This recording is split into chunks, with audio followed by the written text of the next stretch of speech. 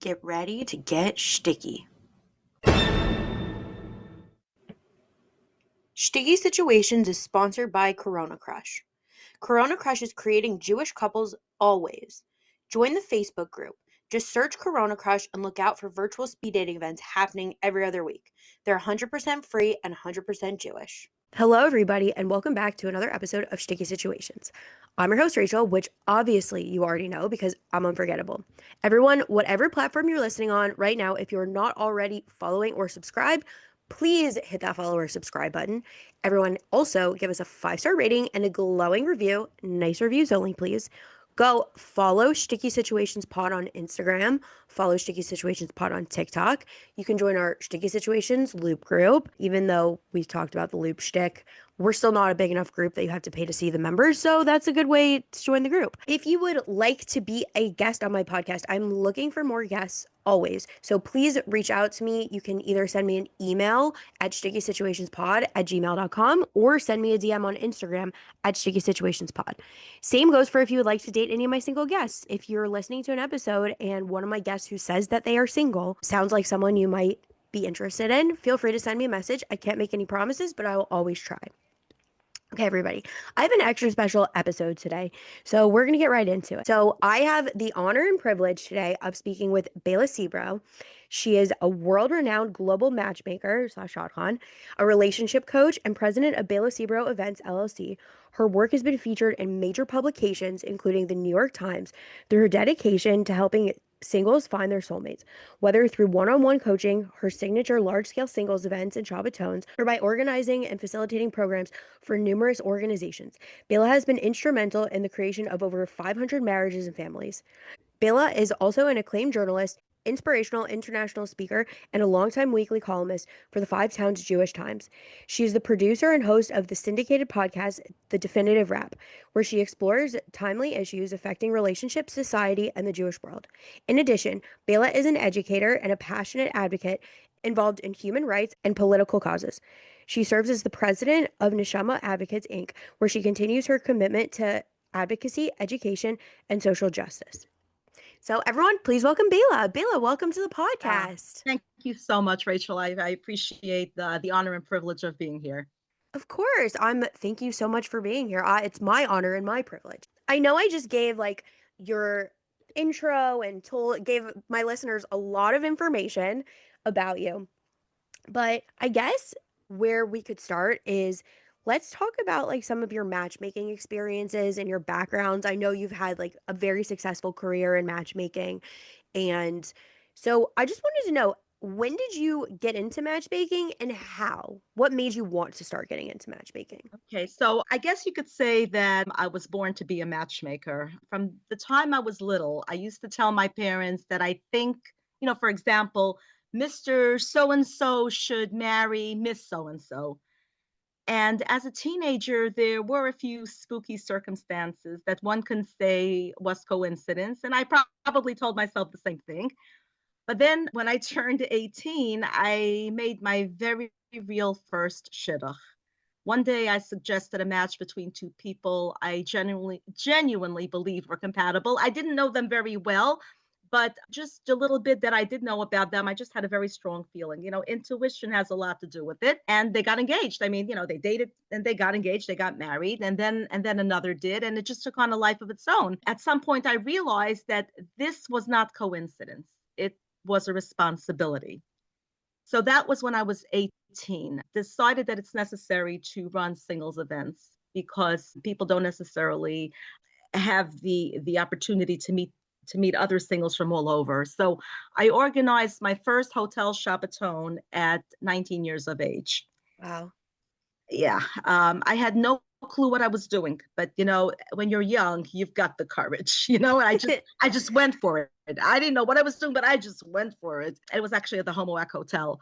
And though it wasn't something I formally set out to do, I never set out to, okay, like when I was a little girl, I was like, okay, I'm gonna run singles events. That wasn't what I set out to do, but I just kept matching people and it all evolved naturally. I was always the person people confided in, daters, parents, friends, and I saw patterns. I saw heartbreak. that could have been avoided. I saw good matches fall apart because of fear or some misinformation. And so to me, it wasn't just about being a matchmaker, it was also about advocacy. Contrary to popular opinion, shidduchim is not just networking, it's sacred work. The problem is that nowadays people have forgotten about its sacredness. Nowadays, singles have become products to be evaluated, compared, forwarded. It's truly frightening.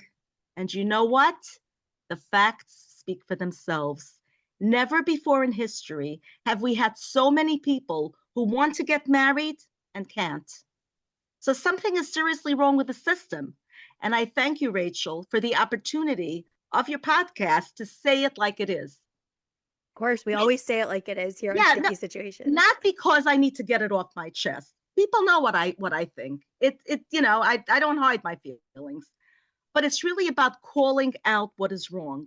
The first step to change is awareness, recognizing that there is a problem, and then step in to do something about it. Yeah, I totally agree. And we're all about calling out problems here in the dating world and trying to find solutions. I think conversations like this and conversations that I have with my other guests and other Jewish dating podcasts help the issues because it Yeah. brings awareness. And I even have these conversations at Shabbat meals. Like, even yesterday, I was at Shabbat lunch and there were these guys talking about dating. So obviously, I interrupt the conversation and join in. Of And course. we're talking about like issues in the dating world and our own perspective. Luckily, they agreed with my opinions, or Okay. else we would have had issues. But Well, no, that makes for an interesting debate. yeah, no, it's good to have these conversations and it's good to Sure. disagree with people. And maybe one day you'll change someone's perspective or someone could change your perspective. And Yeah. it's always good. I know I said in my intro you made over 500 matches, Yes. but are there any other stats you want to share or Well, I admit to only over 550. Again, this has been many, many years. There are people who get married, one on one. I'll know if I know if they meet through me. But there are people who meet through my events also, and sometimes I find out after the fact. In fact, just recently I found out about a couple that's expecting their second child who met at one of my wow. events in 2019. So I don't include that in my statistics, but there are over 550, and that I 100% admit to, which to some people it might be considered a large number, to some people it may not be considered a large number. But the thing is that, Baruch Hashem, there have been many more meaningful relationships that moved people forward, even if they didn't end in marriage. It's very interesting that people love numbers. And I'm always asked, how many shidduchim did you make? So I tell them, look, it's very hard for me to say, but according to my calculation, it's over 550. According to my calculation, there probably were more. We're talking about many, many, many years, but Mm-hmm. it's not about the numbers. Truthfully, I care more about whether I protected somebody's dignity and helped them date in a healthier way. That's what matters to me. Yeah, I totally agree. I mean, I'm an accountant, so I love hearing numbers and Ah, okay. which I'm not. I mean, numbers which is not my forte. I'm an English which person, not a math person. You could sell me and I wouldn't know the difference? which by the way, no matter how many years it's been, over 500 matches is like crazy, crazy impressive. We just had another young matchmaker on the podcast a couple of episodes ago talking about, and we talked about it, making one match is one of the hardest things that someone could do. And it's like such incredible work to like even do that. So over 500 matches, that's anyone who's telling you that's not a lot is insane and has clearly never tried setting anyone up. It's really all from God, because God is the ultimate matchmaker. So I view it that way. Exactly. So I know you've been talking a lot about like integrity of matchmaking and how the world is kind of lacking that right now. Yeah. So what is your personal approach to matchmaking? So my personal approach is it's a it, I mean I'm try if I try to condense it, I would say it's about four things. it's depth over resumes. Okay. Oh, this whole resume business, we're going to be talking about that. Don't even get me started. I mean, No, I would love to get you started. Let's talk oh yeah, about it. we're gonna talk about that soon. But I Okay. just want to, I just want to talk a little bit about first about my approach. It's depth over resume. So on paper, compatibility is easy. Stern, YU, yeshiva, yeshiva. Yeah, real compatibility is really about emotional health, temperament, and shared values. That's the first thing.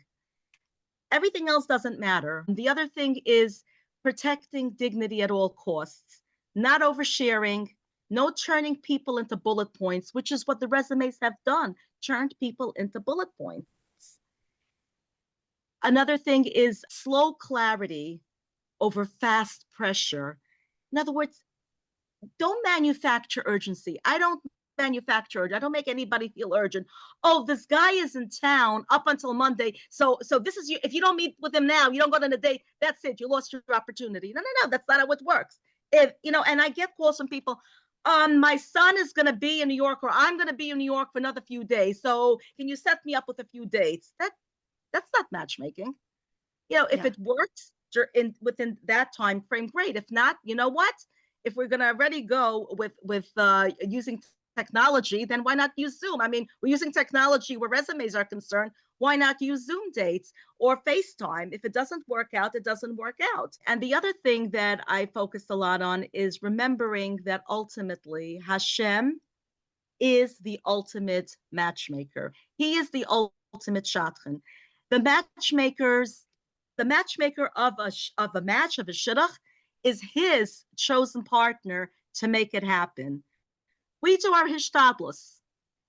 We put in our effort, but we're not in control.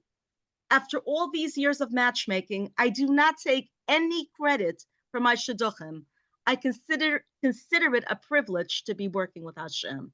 And that's the way I do it. I do it with the fear of God.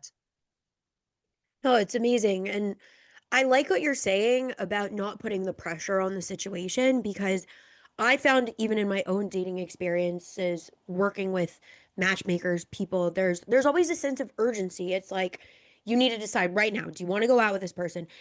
They're and if they're coming from out of town, it's like, okay, they're coming. You need to do this, you need to do that. Like once a match is made, I think there should be a little bit of urgency to like talk on the phone, schedule a date, whether it's virtual or Oh yeah, yeah. Look, otherwise.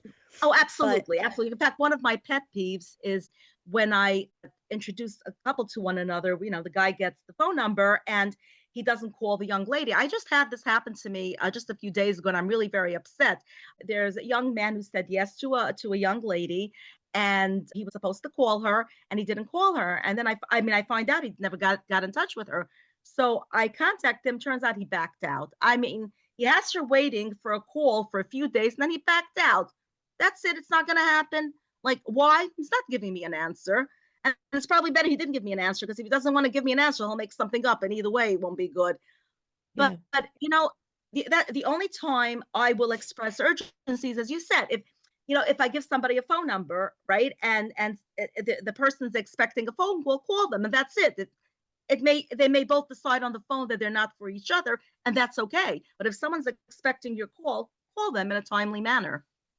Yeah, I also going back to what you were saying about people calling you up and saying, "Oh, I'm going to be in New York for a few days. Can you set me up on dates?" I as somebody who lives in New York and has dated outside of New York, I'm not originally from New York and I'm very open to relocating, so I have been open to guys who are not here. Yeah. To me, it would be such a like if I found out a guy came in to date and had like five different women scheduled up like 5 days in a row to date, and I'm just one of those five, like that's not what I want. That's not what I'm looking for. I would rather build a little bit of like a communication with him over FaceTime. We live in, like you said, we live in a world of technology. There's texting, there's calling, there's Sure. FaceTime. Like I can Yeah. literally be face to face with someone, and I'm not saying being face to face through the screen will ever replace that like face to face in person. Yeah, of course, But of course. I Neither think does phone. Years ago, when we didn't have this technology, we would talk on the phone. Yeah, You but I think you can decide if you like someone enough to get on an airplane know, at least to meet after them. like after like a few times talking Sure. over the phone on FaceTime. And I don't know, I think people who do that, and listen, it might work for some people. You throw five people, you go on 5 dates in 5 days, one of them might stick. But I don't know about that. It's like I walking into a just candy store, that yeah, pick from a whole array of candies. I don't know. it But the takes a truth is, a young lady never knows if a guy flew in, unless he's honest with her. How would she know if he has another date scheduled, for yeah, the duration that he's in town? yeah. No, I agree. And I don't know. It could be like the timing matches up, like, oh, he's in New York for a wedding and it happens to be like you can meet. But I would definitely prefer to like build something up and Oh then yeah, have him come in yeah. than like Of maybe be one of five because there's no way he can be intentionally dating any of those five women. course not. Of course not. Because you're on a date and it's like, okay, well, maybe the next one's going to be better. Maybe the Exactly. next It's one. really, yeah. Nix. Yeah. And I think that's like a major problem in our dating world, especially with the technology, with and with resumes. Like there's always going to be someone else. Like everyone sees, and this is like both men and women. Like there's this concept of there's always going to be someone else. There's always going to be someone else. So they might not give a chance, like a real actual chance to someone who like could be a good match for them. Right. Right. Yeah. Yeah. Absolutely. Yeah. So you might have already covered this and what else we've been talking about, but what do you think sets we live in a world of, and I know we've spoken about this and we'll get into it more. We live in like an oversaturated market of matchmakers and all these dating events and all these WhatsApp groups and everything. What do you think sets you apart as a matchmaker from everyone else? So, everyone has their own way of doing things. And this is not to criticize any person from doing God's work. Just as we have our own fingerprints, people have their own way of doing things. It's like cooking a chicken soup. You can have the same recipe and it tastes different.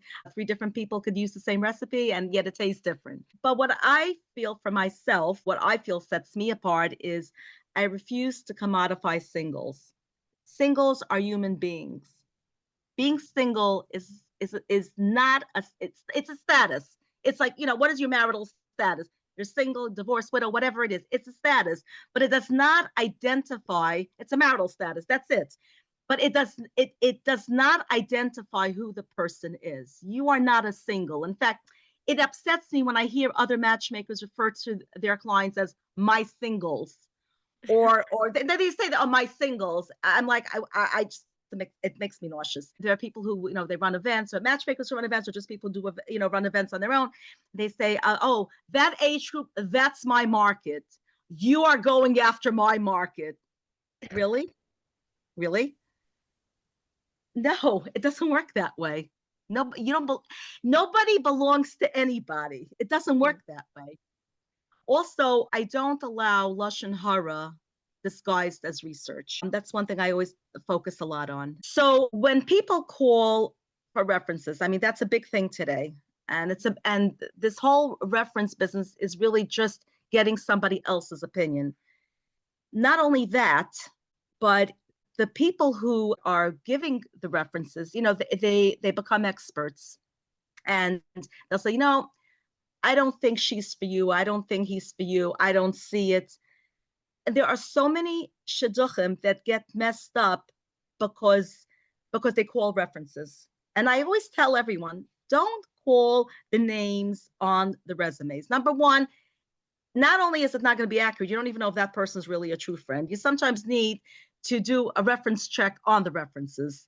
And it ends up just becoming a whole lashon hara thing, and some of it is true, some of it is not true. You don't know what it is, and at the end of the day, you really don't know who the individual is. And I have to tell you, there are people out there who have sterling reputations in the shidduch world, and meanwhile they have done things that are less than okay, and then just the opposite too.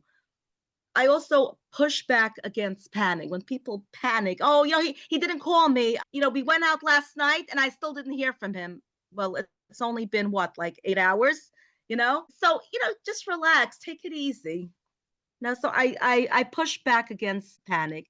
And also, I'm more invested in long-term shalom bayis between the couple. I mean, this is even before they get married. When I say shalom bayis, is people getting along with each other than the short-term engagement announcements. I do not push an engagement. I encourage people to date as much as possible. Of course, obviously, if we're dealing with people who are more towards the yeshivish world, then it I focus a lot on. I know that they're not going to date a long time, and that's okay. But I focus that the dates be of quality, so that they have an opportunity to really, really get to know each other. As opposed in the Hasidic world, and I do Hasidic shidduchim also, but there Oh, it's wow. completely different because by the time the young man and young lady meet, they know so much about each other that it's just a matter of, are they attracted to each other or not attracted to each other? That's really what it comes down to. But in the world of whether it's yeshivish or modern Orthodox, everything in between and everything surrounding it, it's really very important about their shalom bayis, how they get along with each other. Do they feel comfortable not just being with that person, but do they feel comfortable being themselves? I focus so much on that. Like I ask daters whom I introduce to one another, I'm not just going to ask you how you feel when you're with that person. In other words, how you feel about that person. How do you feel about yourself? Can you be yourself? If you have a goofy aspect to yourself, can you do that? Can you show that goofy side to your date? And if they say, "Oh, I would never do that," and I'm like, "I've got a problem with that." That's a problem. That's a problem. Yeah, You you need had to to be be yourself. genuine. If you don't have a goofy personality and you're very, you're very black and white. Oh, sure, no problem. But if you like to joke around and you like to sometimes act childish and whatever it is, you just have a cute side to your personality. You should be able to demonstrate that, and the individual you're on a date with should find that adorable. And if he or she doesn't find that adorable, what are you doing marrying that person? Why? Because the resume says it's okay. You went to the same schools, the right community. Come on, that's not going to work. And we wonder why there's so many divorces out there, really, because people cannot be themselves. Yeah, I totally agree. I mean, I see myself as someone, just in my own personal dating experiences, I see myself as someone with like a big personality. I have a lot of opinions, and I try to be on good behavior when I go on a date, but I Oh yeah, also I also have to let him see my real true self, because and I always the guys that I go out with, they know, like I always tell them about the podcast. I'm like, feel free to listen to it. I do think I am pretty much my authentic self on the podcast, so that gives a guy a good preview into who I am.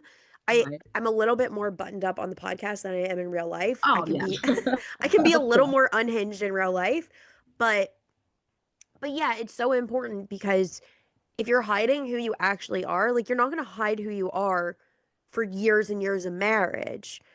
Like how long can you actually hide your true self? And you want someone might look great on paper, but if they don't like who you actually are, then they aren't your match. That's right. That's right. And people put on acts when they're on dates, and that is the worst thing to do. They don't understand that they're only fooling themselves. Yeah. Yeah. They'll act a certain way for a particular shidduch. Meanwhile, they don't even understand that if they acted their authentic self, it might actually make the shidduch. You never know. If Yeah. you could never go wrong by being who you are. Yeah. I 100% agree. Now, I have a question. Going back to like your approach and everything, do you have phone calls with the single people who you work with? Yeah. Yeah, of course. Yeah, so I always do an intake. I have a phone conversation. I prefer in person if that's possible, but that's not always possible. Sometimes I arrange a Zoom date, and sometimes it's just a very detailed phone conversation as well. So it varies on the situation. Anyone that I work with one on one, I need to know them well for me to match them. My approach is not, matching beating pulses. Yeah, it could happen. I'm not saying it can't happen. You could meet somebody at the gas station, but to properly match somebody, and it's really not about what school they went to or what hashkafa they are. All that's such nonsense. It's not really what it's about. It's really about their temperament, personality, how they relate emotionally. Those are things that you pick up when you have a conversation with somebody. I mean, Yeah. of course, there, again, look, could somebody be hiding things from me? Absolutely. People have lied to me and made me look like, I mean, oh my God, it happened many times. People have lied to me about different things and age or whatever, or even school. And when I match them and I just, repeat what I heard, and then what am I going to do? I can't help that. But I do the best I can in trying to ascertain someone's personality, where they're coming from, their goals, what they want out of life, how they react to situations, and I try to match them based on that to the best of my ability. Okay. Also, not to speak about single people like inventory, but you mentioned like a few different types of groups of people that you work with. Do you have specific types of groups of people that you work with, or it's just like whoever comes to you, you try to help? So I work with all types. And the reason I work with all types of hashkafas is because I believe that people can marry different types of people. I just had a marriage earlier this month, February 1st, and I'll never forget the date because February 1st is my birthday. Oh, This is a happy belated. Thank you. The Shabbatones that I ran this past summer was a Snachma Shabbaton. There was a guy that called me, a young man called me. He explained that he's Hasidish and he wants to come to the Shabbaton. Does it make sense for him to go? And I said to him, look, I'm going to be very honest with you. I don't have any Hasidish women right now registered.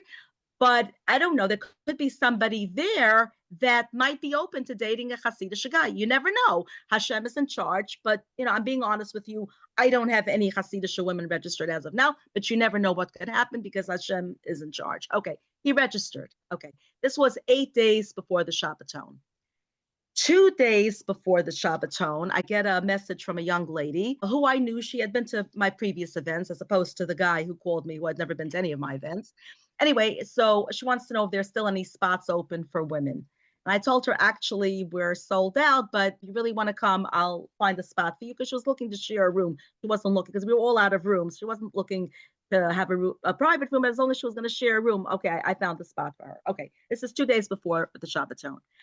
Right before the Shabbaton, the guy calls me up, this Hasidic guy, and he goes, I wear a shtreimel on Shabbos. Should I bring my shtreimel?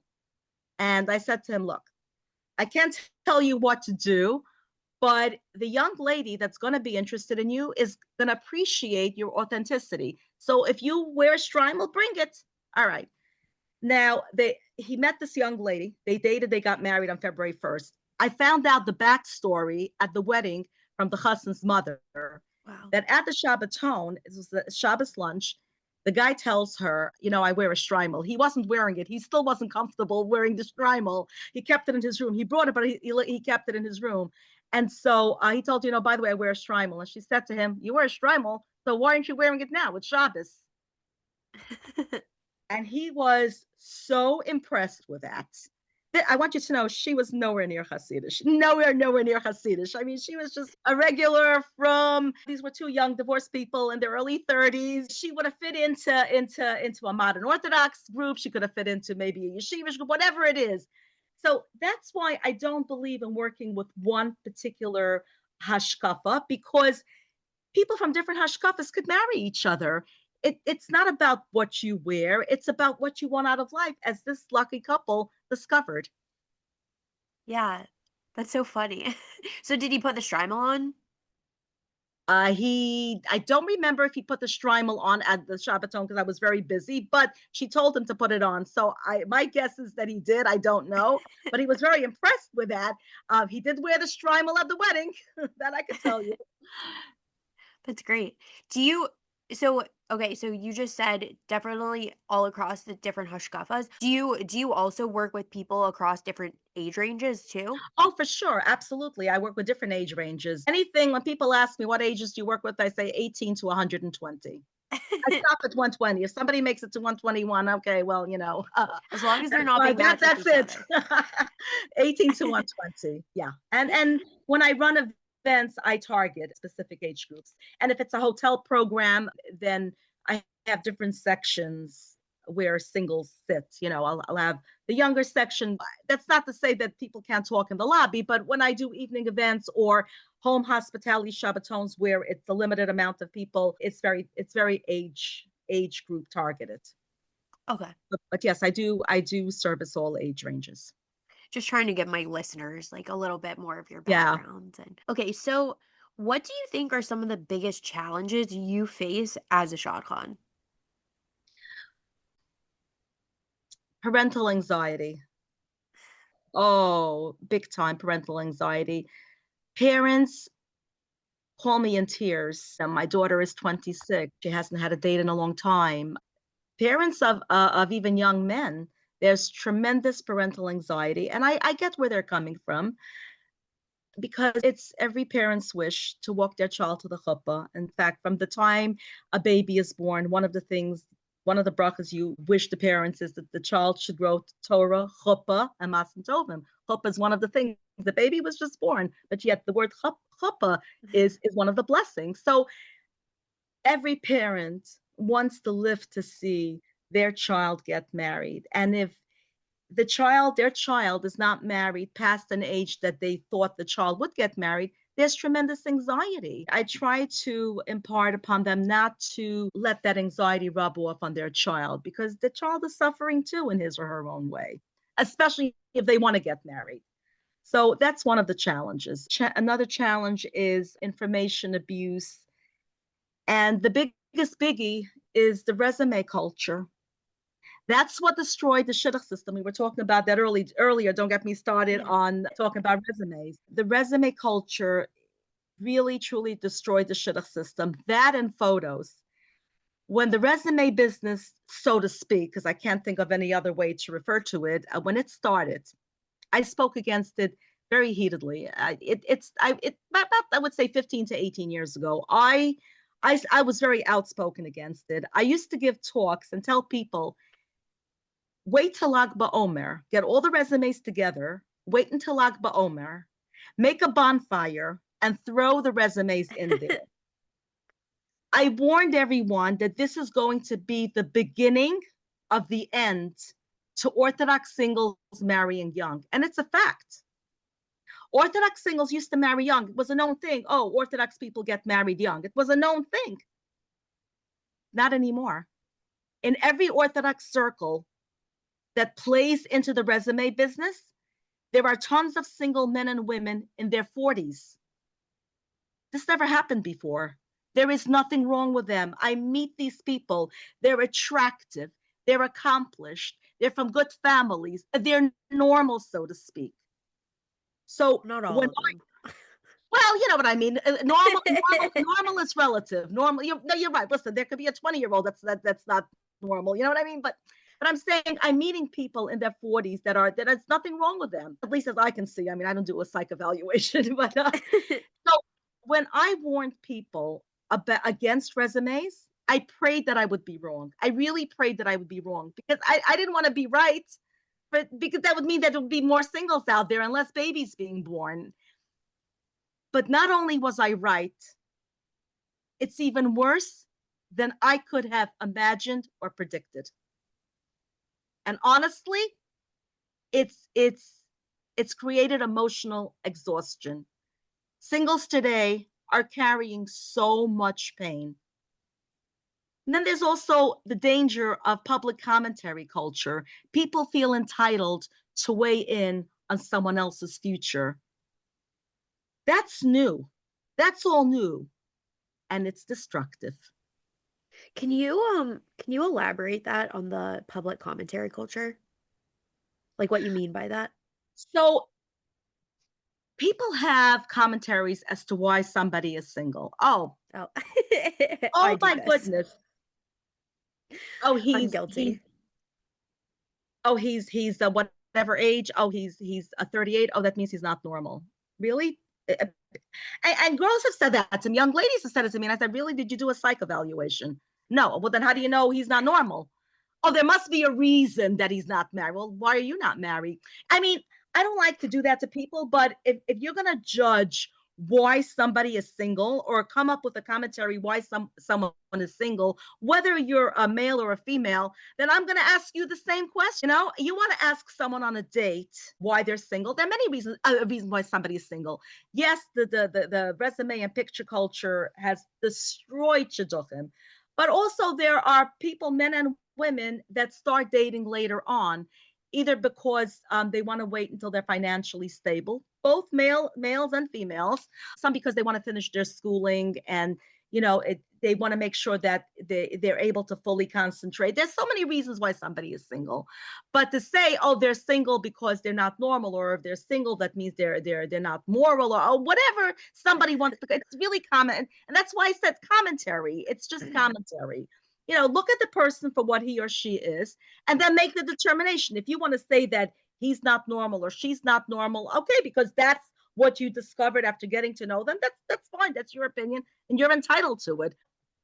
The real reason why people are single, the real reason why people aren't able to get married, is because of the resumes and the pictures and all the other things, all the other garbage that just comes up, and new things. I have to tell you, it's mind-boggling.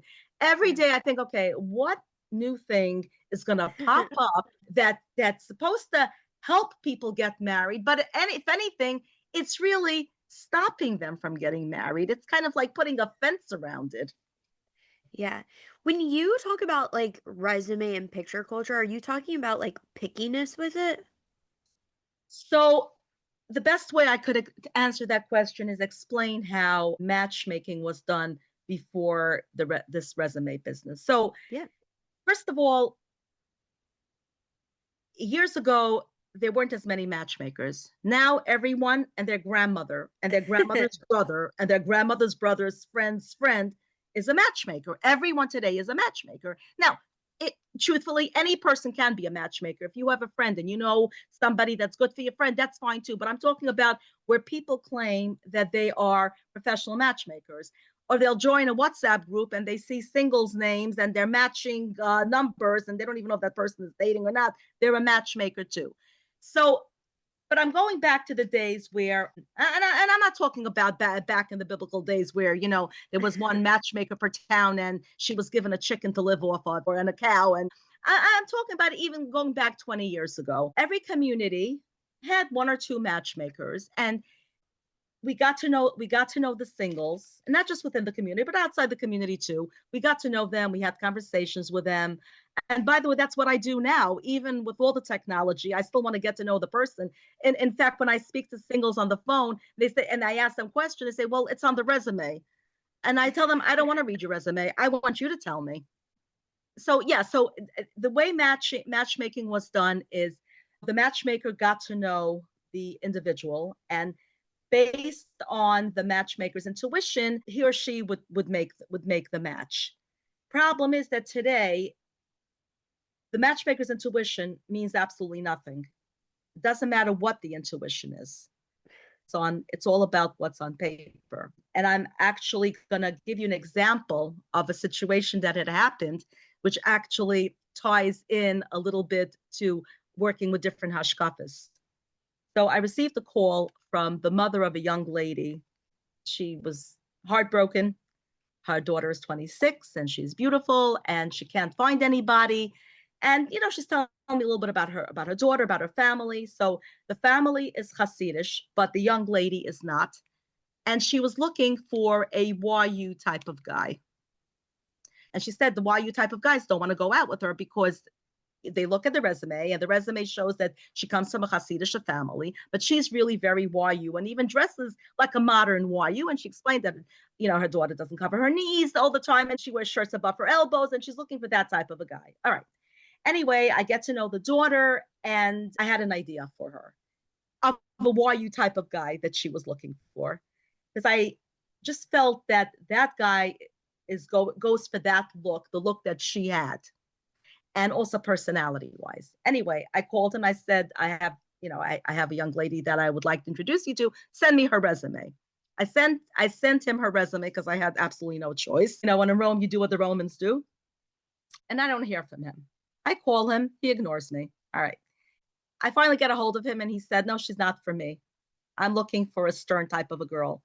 And I told him, I'm telling you, she is like a Stern type of girl. No, she didn't go to Stern, but she went to Beis Yaakov type of schools. And yes, yes, her father is Hasidish, but that's not who she is. All right. He said no, it wasn't going to happen. And, I can't force anybody to go on a date. I wouldn't even want to force anyone to go on a date. I felt very strongly about that shidduch. A few weeks later, I ran a singles event and she registered. So I said to myself, aha, wait a second. She's coming to the event. I know that if this guy meets her, he's going to want to go at least on a date with her. So anyway, she's registered. I call him and I said, hi, I'm running a singles event. Oh, yeah, I got your email. Can you please join me? It would be my honor to host you. And he goes, no, I can't. It's on a Sunday night and I have work the next day, blah, blah, blah. I said, why don't you come as my guest? You don't even have to pay to come in. And I mean, I paid for the caterer, but it was really very important to me. He goes, no, I don't know. I said, bring a friend. I don't know, bring two friends. You and two friends come as my guests. As Hashem is my witness, they were engaged within 3 weeks. They were Wow. drawn to each other. He drove her home, and I didn't even want them to get engaged so quickly. Within 3 weeks, they were engaged. Wow. I felt very strongly about this. So there goes the resume. There goes Yeah. the resume. Wow. And Did so by the way, people are not necessarily honest about, not because they mean to be dishonest. People copy their friend's resume. Or now it's also a big thing, not just a resume where you put bullet points, but it's also about write about yourself. And they don't know what to write about themselves. So they'll copy their friends, they'll go to Chat GPT or whatever else they'll ask their mother, they'll ask their father, they'll ask their friend. At the end of the day, it's nothing. And as far as pictures are concerned, number one, not everyone is photogenic. And number two, people Photoshop their pictures or will share pictures that are from a long time ago. I've had guys come back from dates or even young ladies that said, I don't know who I went on a date with, but it was not the person on the picture. So, and then that already sets the tone for like, I'm not interested. When you don't know what somebody looks like, even if you're not attracted to them, but when you get to speak with them and you appreciate and you see their neshama by talking to them, that'll be the foot in the door to possibly a second date. But when you have an image in your head of a certain look and that person doesn't look that way, it's done. It's DOA. It's DOA. It's dead yeah. on arrival. Yeah. I think I definitely agree because I think, like you said, people's pictures are not, or like, I don't know, even my own pictures are recent, but it's like, okay, when I had my hair, makeup, everything done for a wedding, I don't think I look that different in no makeup and like lots of makeup, but like, it's still, you're presenting the best version of yourself in that picture. Yeah. And like, that's not what I'm going to show up to a date looking like. I'm Right. still going to present a Yeah, of good course. version of Yeah. myself, but Yeah. it's Yeah. not going to be when I was a bridesmaid in my friend's wedding. You're not going on a date, to wherever for a cup of coffee or dinner wearing a ball gown. Yeah, exactly. Yeah. So, no, I definitely agree. I think I'm guilty. Like, I don't know if I would personally agree to go on a date with someone without seeing what they look like, but maybe that's my problem. Maybe that's like something that I need to change in my own head Well, because I now it's the way it is today, but years ago, no one knew what anybody looked like. No one knew what anybody looked like. yeah. I mean, it was a thing. Now, because it's already so out there, we can't change it. It's there. It's part of it. It's part of life. But how did everybody else get married? That's just the way it is. Either they met on their own, a singles event, or they were introduced through a friend or a matchmaker, and nobody saw what anyone looked like. Yeah. That's the way it was. And you know what? The fact is, people got married much easier than they do today. So clearly, there's something wrong. Yeah, I think today we go in with this like picky list of like all these things that don't matter. I mean, personally, like it's funny, I got a new phone recently Mhm. and I haven't gotten a new phone in years. So I was trying to like transfer the data over from my old phone and I was going through my old notes on my old phone, Yeah, which had come from like I switched types of phones, so like right. my everything had been carried over from like my past 3 phones, and now I have a different type of phone, so I had to manually like do some things. So it was so funny. I found like in my notes app like a list of like what I'm looking for, and it had to have Right. been from I'm 32 now. This had to have been from when I was like 24, and it was so funny Oh, you've reading. changed perspectives, I imagine. Yeah, and it's like it's so funny reading what I was looking for and what are my important things, or I don't know.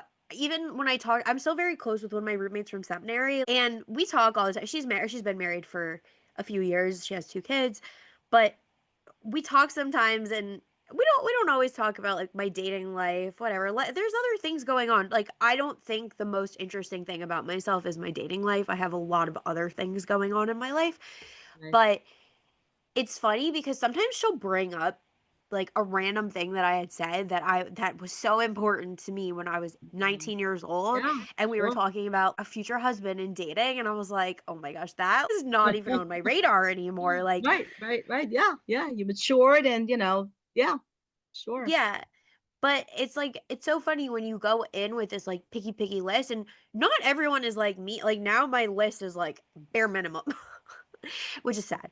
But like I talk to people and a lot of their lists are still like so picky, and it's like for what? Like why is XYZ going to be important, an important attribute like that? That is not a good that doesn't matter. That's not going to be a trait of a good spouse, a good partner in life. Think about things that would make a good partner, not oh, he has to look like this and be XYZ tall, or she needs to be this size and have this color hair. Like we're all going gray. Like we're all our bodies are going to change. Like Yeah, okay, you sure. can't get taller or shorter. Oh, I guess people shrink. But it's all Yeah. these things are not you have to be attracted to the person, but Oh yeah, right. So it's like I it's never not fault pickiness. I have to tell you, I never fault pickiness. I really. always respect. No, I don't. I don't. And I don't when people say, "Oh, she's very picky," and I'm like, you know what? She's gonna live with that person, or he's gonna live with that person. I don't fault anyone for being picky because certain things are important. It's interesting. You're saying some people want tall. I find that people are attracted to what they're used to. So if a young lady grew up with a tall father and a tall brother, that's what she's attracted to. We might think, oh, it's silly. Does it matter? Down the line, he's going to shrink anyway. But that's what she's initially attracted to. And I can't fault them. I don't have to agree, although I keep my mouth shut, but I get it. I get where they're coming from. I really, really get where they're coming from. You need to be attracted to the person. A young lady needs to be attracted to her husband too, as just as much as a man needs to be attracted to his wife. In fact, it's an isser. It is not permitted. It is forbidden to marry someone you're not attracted to. Oh It's, really? yeah, yeah, yeah. Imagine living with somebody and going, oh my God, ew. I mean, can you imagine that? That's a No. horrible way to live. You have to feel that the person that you're married to is the most beautiful person in the world. And I want you to know it lasts forever. I'm going to share something very personal. My husband passed away 8.5 years ago. And I thought he was the most handsome guy in the world. And I remember this was 2 days before he passed away. He was a shell of his former self. He had advanced cancer. He was very, very, very, very sick. And I remember looking at him and I said, he is the most gorgeous guy in the world. Now, realistically, he didn't look like he did when we got married, but to me, he was the most gorgeous man in the world.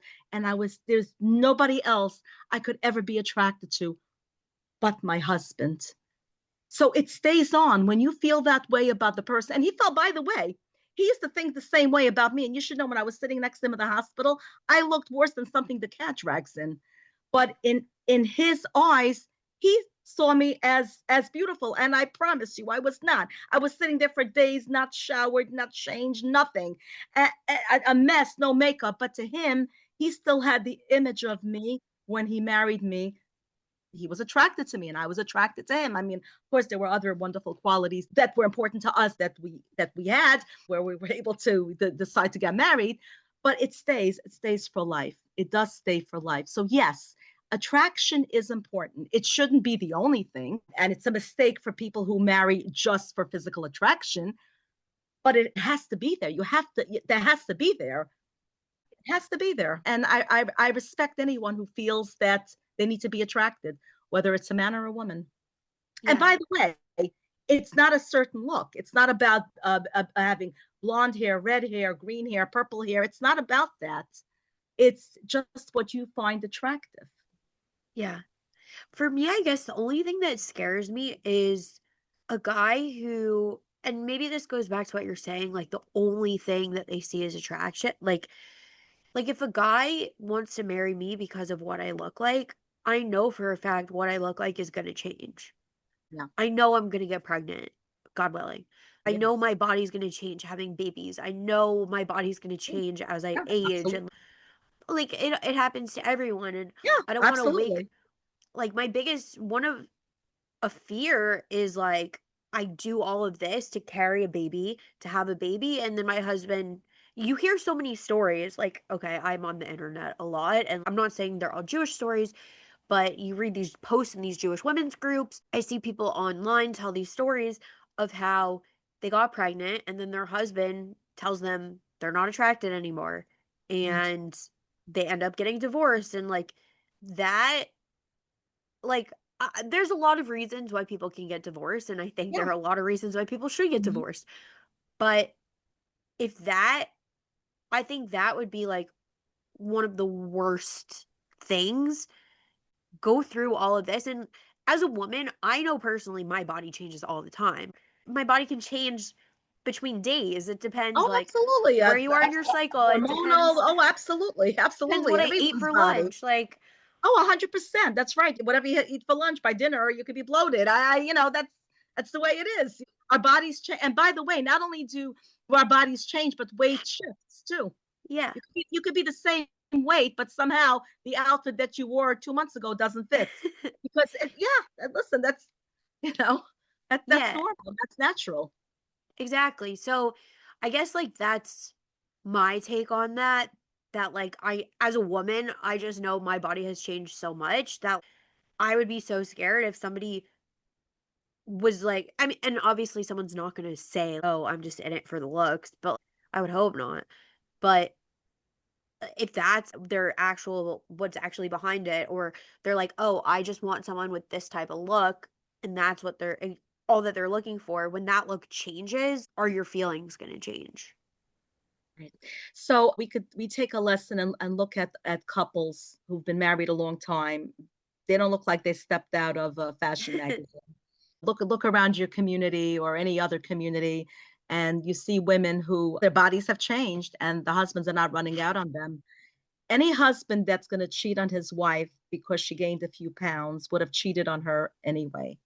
Yeah. So that's not what it's about. A man that has depth, a sincere person, one who fears God, is not going to leave his wife because she gained weight in her pregnancy. Yeah. It's not going to happen. There's so many other factors. And then you take a look at people who have cheated on their spouse with somebody that one can say, well, their spouse is better looking. That's not how it works. It's not how it works. I can see why, women do feel self-conscious, and it's normal to feel self. We all feel self-conscious, absolutely. And it's normal to compare oneself to somebody else. But when you're in a healthy relationship, your husband is gonna love you and think you're as beautiful as you are. After 30 years, he'll feel about you the same way as he did the day that he married you. Yeah, I mean, I hope so. Yeah. But yeah, I mean, honestly, that's just what goes through my mind when I talk to guys a lot, like, on the podcast. Also, because people know I do the podcast, that's what they wanna talk to me about, like, at a Shabbat Sure. meal, like, everyone wants to talk to me about dating stuff, and that's where my mind goes when they start listing all of these nitpicky, looks-related things about And they what don't they're even, looking and for. when they get married, these guys get married, do not marry anything that they say that and I'm sure you must know people like that. I know plenty of Yeah. guys have said to me, 5'7", blonde, blue eyes. All right. Then they end up marrying someone 5'2" with dark hair. Yeah.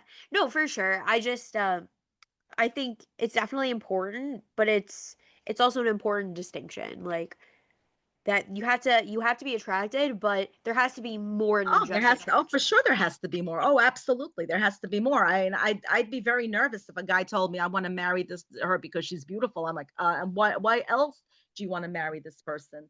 I would actually probe deeper, and I would do whatever I can to encourage them to get to know the person better than just the physical attraction. That would make me very nervous. Yeah. I think this is a good point to take a quick break to hear a word from our Sure. sponsors. So we will be right back. Sticky Situations is sponsored by Corona Crush. Are you tired of swiping on dating apps? Tired of guessing whether the cute guy or girl you keep seeing around is Jewish and or single? Then you need to run, not walk to join Corona Crush. Corona Crush is a Jewish organization working to create Jewish couples always. Corona Crush has over 30 confirmed engagements, over 22,000 members from all over the world, and has set up over 50,000 speed dates. Join the Corona Crush Facebook group and post yourself or have a friend post you and see who reaches out. Fill out the survey to sign up for virtual speed dating events happening every other week. Corona Crush is 100% free and 100% Jewish. Worst case, you end up with some stories of your own. Best case, you find the love of your life. Try it out today. Here on Sticky Situations, we tend to focus on bad dating stories, but sometimes dates do go well and lead to proposals and weddings. Who would have thought? And what do all of those require, you might be asking? Well, the answer is flowers. Who doesn't want flowers from someone they've been seeing? Don't forget, flower petals and bouquets needed for proposals. And that's even before all the flowers that go into weddings. Sticky Situations is sponsored by Primrose Flower Shop. In my opinion, Primrose is the coolest flower shop around and has the best customer service to fulfill all of your floral needs. Primrose offers a range of services from your basic bouquets to subscription services where you can get flowers delivered once a week. They deliver all over the tri state area, including Manhattan. Primrose does weddings, bar and bat mitzvahs, and other simchas. I've personally been to a wedding where Primrose did the flowers, and the work they did was beyond gorgeous. Primrose additionally offers in store proposals, including a romantic setup with candles and music. Primrose is located at 2922 Avenue M in Brooklyn, and the phone number is 929 376 9815. You can also follow Primrose on Instagram at PrimroseNY. So, if you can't get someone out of your head, buy them some flowers from Primrose. They'll either love it or they'll find you really creepy. But regardless, the flowers will be out of this world. Okay, we're back, everybody. Okay, so Bela, one of the things that I know we wanted to discuss, and we just had my friend Natan on a couple episodes ago talking about his WhatsApp chat, and I know you have your own WhatsApp chat, so I wanted to talk to you about these WhatsApp chats and your opinions of them, and do you think they're helpful, hurtful? What are all let's talk about WhatsApp chats. Okay. So, as I said before, everyone has their own way of doing things. And again, this is my opinion. We're well entitled to our opinion. And I think anyone that makes shidduchim, I think it's a wonderful thing.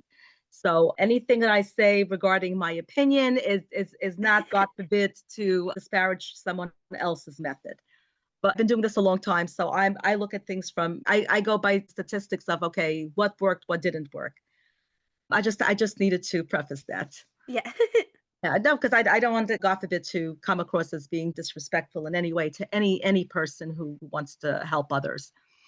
The WhatsApp groups, in my opinion, is one of the most dangerous developments in the dating world. And you know what's crazy about it? We have normalized something that's dangerous, just like cults. Cult members know it's not normal, but they go along with it. So I'm going to talk a little bit about it. Posting someone's name, age, and backstory without explicit permission is wrong. And that's what ends up happening. The person who has a WhatsApp group has the best intentions, but cannot control what's going to happen after they're posting a single man or woman. Even in private groups, screenshots travel. That's one of the problems. There are also halachic concerns. There are ethical concerns. And yes, there can even be legal implications. Private groups mean nothing. Screenshots, as I said, they travel. We are playing with people's reputations and history like it's content, like it's social media content. And that's really what it is. WhatsApp is a social media platform. People forget that this is someone's child. Jews talk about tznius. Where exactly is the tznius in mass forwarding bios? Because that's what happens. You could mean very well, but you can't control what's going to happen. Once you put something out on a social media platform, you lose complete control. Your intentions are honorable, you mean well, but you can't control once it hits social media. That's the problem. There are differences between groups, absolutely. I would say that in most cases, groups are run responsibly, where it's by admin approval only, and they don't allow a commentary thread, and they have clear posting standards. And then there are those that are chaotic, where anyone posts, everyone becomes a self-appointed expert, anyone can comment, and there's no verification. You don't know the person who's being presented. They can tell you anything, and then meanwhile they could be married with another family, and you really don't know. You really don't know. But really, the main thing is, and with the best of intentions, you can't control what happens once it hits. Once you're posting, you cannot control where it's going to go from there on. It's going to take on a life of its own with the best intentions. Yeah. Yeah, So it's that's, yeah, I'm unfortunate. sorry. No, so look, there are pros and cons to it. So there is a, and I know I have a group too, but I want to talk. The pros is that it has broader reach and faster exposure, and it's really helpful for out of town matches and older singles. So if someone lives in some little town out in the Midwest and they're not accessible to singles, for someone like that, a WhatsApp group, if they're interested in it, would be great. But the cons, and there are a lot of cons. Want me to go over them? I will, because I Yeah. talk about that in my sleep. Yeah, Uh, sure. Let's hear it. I feel it's dehumanization. It also creates a public rejection cycle. It also creates oversharing. It gives a false sense of productivity. You look at a group and there's a lot of resumes, and you think, oh, does that mean that works? I personally don't like to have some people like to have a bunch of resumes one after the other. I personally don't. I like to keep it less overwhelming so people can focus, and I don't like that I don't want it to become like a yellow pages, or again, I'm not. I please understand, and I anyone who takes offense to what I'm saying, I ask their forgiveness. This is my opinion, and this is how I see it. And also another problem is that it creates gossip that's disguised that help. And I'm going to share something with you. There are people that are added to groups that have no connection to matchmaking. So, and this is where I'm going to share something. So, I have a database of singles that consists of over 25,000 singles worldwide. Most of the singles keep themselves private. You're not going to find them on WhatsApp groups. You're not going to find them at singles events. These are the types of singles you might meet if you travel to Europe or take a cruise. They keep themselves very private, and you'll meet them or you might meet them at weddings. They're not out there. They want to keep themselves private. So, in addition to organizing singles events, I decided to start a few WhatsApp groups too. I have a whole bunch of WhatsApp groups, but I'm going to talk about the one I most recently started. So I found that as soon as I posted a single man or woman, he or she showed up on a different chat. Oh, wow. Not only that, but ladies who decided to start WhatsApp chats took members and added them to theirs, meaning the single men and women on their chats are not anyone they interviewed and they added them on because they were one of their contacts. They were just a phone number they got off from somewhere else. And that's why you'll find that people that just start WhatsApp chats, all of a sudden they have 500 members in a week. How does anybody actually get to know 500 people in 1 week? It's impossible, right? So I decided to play a little experiment, which is why I'm talking about this so openly, because I saw something was going on. I decided to try a little experiment. So to this most recent WhatsApp chat, I added family members with their permission, of course, on the chat just to see what's going to happen. Shortly thereafter, a woman who started her own chat added those people. Those people were never her part of her contacts. She didn't even know they exist. They're not even on her radar. I Wow. even did that with a few resumes to see if they will end up elsewhere. So what does that tell you? What does that tell you? The bottom line is that efficiency is not the same as integrity. So it's a problem. It's a problem. Again, with the best of intentions, you can't control it. The only way you can control WhatsApp chats, and by the way, I started a community group. Community groups are better, and I'll tell you why. The community groups, you can't see who the members are. There's a way to do the setting that you can't see who the members are. So you can't just randomly add people. Yes, you can take their resume and put it on your own chat, sure, but you can't add members because you will not see who the members are. And do you know how many times people have asked me about singles who were posted? Can you post them in another group too? Like, but this is what happens. Yeah. And do you know how many singles have found themselves on other groups and they never gave permission to be on another group? They only gave permission to one group. So Yeah. it And so that again, and I know I've said this before, and I need to repeat this with the best of intentions, the most righteous admin of a WhatsApp group cannot control what's going to happen once the resume is posted. yeah, it's That's it. It's scary. a fact. I mean, there's no way to debate that. It's scary also because these resumes have personal information. Right, I exactly. That's an excellent point. It's not just about private information being shared. It could be a dangerous. There can be Yeah. danger involved too. It's a safety factor.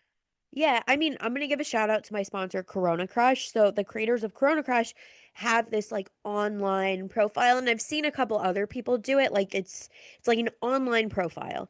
So instead of having a resume that has my address, my phone number, my email address, all of this information, it has the information that I want to put on it. There's no standard. Yes, it has my name and my age and my height, whatever that stuff, but it's like, okay, you select what you want. You can put a few different pictures and you can scroll through pictures, and there's little cute things you can put, your interests, your favorite movies, your favorite podcasts, your favorite other favorite things, and then you can write a little blurb about what you're looking for and your personality, a little blurb about yourself. But the contact area, I mean, it does ask like where you work, which is a little dangerous. I think I had to Could take be, mine off sure. maybe. Yeah. But how to contact you, like you can choose that method. So like on Hmm. my contact information, I think I have my Facebook and Instagram. Someone wants to reach out to me on Instagram, someone wants to reach out to me on Facebook.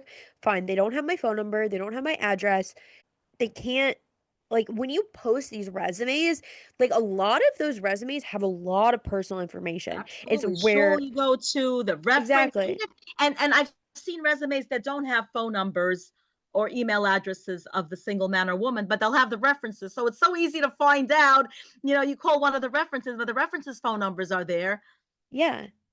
And we That's live in a not how it dangerous was years world. ago. We didn't do matches like that years ago, and yet people got married. Hello, you know. Like I do see where WhatsApp groups are helpful. Like I'm in a lot of them. I they're overwhelming sometimes, but it's just I get added to them from speaking to various community because I mean I am involved in the dating community. Right, right. Aside from being a single person, like I have the podcast and I do network with a lot of people who run different types of groups and things. I don't Mhm. always ask them to put like I don't get I've been posted before, but there is one that I do like, and this is an idea for other people who run groups. There is one, I'll give her credit, Upper East Side Shidduch groups. Mhm. She, instead of taking like a resume or personal information, she has you send in, and I've been posted on the group before, so I know exactly how it works. She has you send a picture or two pictures, whatever you want posted, Mhm. and then give a little blurb about yourself and what you're looking for. Like, yeah, she asks your height and your age and your age preferences and like just like where you're located, like in a general sense, like New York Right. City. And she doesn't even put your name. Like it's a Mhm. little picture with like minimal amounts of information. Like, yes, you're not Right. really getting to know who the person is, but it's just enough to pique someone's interest. Mhm. And then Mhm. you can ask for more information. So Uh-huh. this way, if these things get, I mean, she does say, like, if you forward these, you're going to get kicked out of the group immediately and all of this. And there's But very number little, one, and you know what? Again, with the best of intentions, and yeah, you can't control what's going to happen afterwards. That's what I mean. People who run these groups, they mean well, and it's coming from a very good place. It's just that they lose control once it's posted. Once you put something on social media, you lose yeah, control. That's what I mean. With the yeah, best of intentions, and I keep stressing that because I'm not yeah, I don't mean to to denigrate anyone's work. Any yeah, any person who does something for shidduchim, it's doing God's work. But there's certain things that you just lose complete control of, and it would behoove each person who runs these groups to say, okay, do I have full control of this? Do I really yeah. have full control of this? Yeah. I mean, in a way, that what I just was talking about, it does give her control because who wants to forward something that doesn't have your name on it, doesn't Mm-hmm. have, it has a minimal amount of information, and Yeah, if someone's interested, they message the admin. admin, And right? then Mm-hmm. you can talk to her more, like, oh, I would like more information. Then Right. she has to get permission from everyone to Mm-hmm. get more information. Right. And I think it does create a safer way of doing Yeah, listen, things. if that works, absolutely, absolutely. And Yeah. I'm all about safety, and I'm all about preserving the dignity of the single man or woman, whatever it takes. Yeah, Yeah. absolutely. But it definitely is a good way of they can be all be overwhelming sometimes, like you said, like It's people wonderful. posting I've like a I've made ton. shidduchim from my WhatsApp groups too. I mean, these are all different ways of doing things. But if we're gonna say the pros and the cons, again, everything in life has pros and cons. Yeah. So I guess in a similar sense, we had spoken about just like you said how everyone can make a WhatsApp chat these days. They just like Yeah. take information. I know we had a similar conversation before the podcast about dating events and how everyone just runs events. So I wanted to hear your opinions on like all these events and the people running them and all all of Right. everything about events. So yes, we are definitely oversaturated. I have never seen so many events taking place in recent years and months. It's like you could go to a singles event every single day of the week. So yes, we are oversaturated. Everyone is hosting something, and they say, "Oh yeah, everyone is vetted." But my question is, who is vetting them? Who is vetting the person running the singles event? That's always my question, right? Everyone and their grandmother and their grandmother's brother and grandmother's brother, everyone is running singles. They think that it's a good business to get into. Some people see it that way, but who is vetting them? Who are these people? Meaning, singles are supposedly vetted, but who is vetting every new person that comes into the scene running events? That's my question. Charisma is not a qualification, and having a lot of followers is not knowledge. You need to understand singles and know the right singles to bring and those that you can let in and those that you cannot let in, not because there's anything wrong with the singles, but because they may not be appropriate for that particular event. And another problem, and this is something that did not exist in the past, and I've been running events for many, many years, so I've seen the changes. Attendees used to be kept quiet. Now event organizers take pictures of their events, not for their eyes only because they want to have it in their album of events that they ran, but they photograph singles and post it onto social media. How about some privacy, please? I I mean, agree. such disrespect to singles. I mean, singles, just because they went to a singles event, they don't want everyone to know they were at a singles event. And Yep. all my years of singles events, Shabbatones, with home hospitality, hotel programs, both for Shabbos and holidays, in the United States, in Europe, and in Israel, where thank God I've organized hotel programs. I have never even once posted photos of my attendees. In fact, I will not even give out a list of the attendees who attended the event to protect their privacy and dignity. What I do at the event is I encourage people to write down the name of the person they're interested in, and I will reach out, or if they want to ask for a phone number right there and then. But I will not give out list of attendees. Forget about pictures. Pictures I will never do, but I will not even give out a list, because once you email a list, you lose complete control. You don't know where it's going to go, who it's going to be forwarded to. And don't think I haven't gotten lists of attendees from other events. Singles have sent me lists of attendees from other events. Wow. Uh, yeah, because you can't control it. Oh, sure, the organizer can say, no, don't forward it to don't forward it to anyone. Yeah, right. Yeah, Yeah, that's gonna work. it's I don't know. As a single person, it just again, it goes back to your what you said. Single people are not inventory. We're Right. not like here for your cutesy pictures. If I go to a singles event, it's because I'm trying to meet someone to get married. It's Yes. it's like I don't Do you want to see obviously yourself on Facebook? Do you want to see yourself on no. Facebook, right, or on Instagram? Yeah, You know, it's not. because the organizer wants to show that she or he or whatever had a whole bunch of singles. You want to see yourself there? No, it's not like, oh, back in like when I was in high school going on an NCSY or B'nai Akiva Shabbaton. No, this isn't a Shabbaton for fun. This is a Shabbaton Yeah. to like go and meet someone. Right, exactly. Exactly. I'm not going to these things for fun. Trust me, I do not have fun at events. Right. No, I don't no, for go to a lot of sure. No, events, yeah. And it's but exactly, so that's exactly brings me to my other point, is that too many events create burnout yeah, and unrealistic expectations. yeah.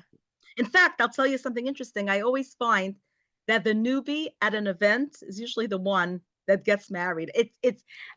I'm telling you, when I do a Shabbaton, the person that's new at a Shabbaton, somehow they get married. I don't know what it is. Everyone flocks to them. Oh, the new face at the event. Yeah. No, it's funny, but it's so true. Like you said, I could go to an event every single night of the week if I want. There are WhatsApp groups that just post events. Yeah, yeah, yeah. There's Yeah, you could so be many busy. events. And you could be busy with multiple events per night. It could be like a drop-in service. You go to Yeah. one event at 6 o'clock and then another event at 8 o'clock and 10 o'clock, because why not? The night's young. Yeah. And I don't know. I think a big reason why I stopped going to a lot of these events are because I live in a very predominantly young professional community where there are a lot of single people. And I used to find that like going to these events, I'm like, why am I paying 50, 60, 75, however much money to go to this event on a weeknight where I literally could just go to Kiddish. I'm seeing the same people, it's the same energy, it's the same vibes, and it's like, I'm, Well, why am I doing this? well, no. So that, with respect, I will disagree with, Okay.